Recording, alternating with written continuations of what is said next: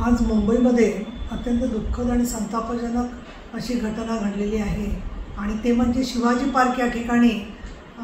मासाहेब मीनाताई ठाकरे यांचा जो पुतळा होता त्याची विटंबना करण्यात आलेली आहे। आज खरं तर प्रबोधनकार ठाकरे यांची जयंती आहे आणि या दिवशी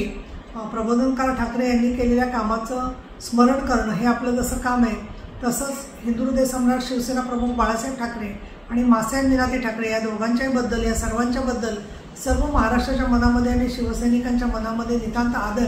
आणि अस्मिताची भावना आणि श्रद्धा आहे। अशा वेळेला मासाहेबांच्या पुतळ्याबद्दल अशी विटंबना करणारा मनुष्य हा विकृत,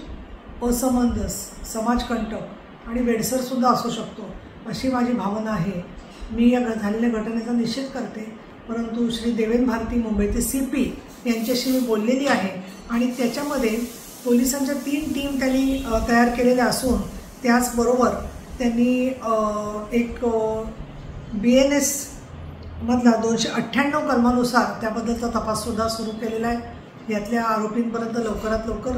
सरकार जाऊन पोहोचेल याची मला खात्री आहे आणि आजच्या घडीला संयम आणि विवेक यामधून मासाहेबांनी शिकवलेलं जे भूमिका आहे त्या भूमिकेचा आदर करून आपण या विकृतांच्या हातामध्ये परत कोलीत देता कामा नये असं मला वाटतं।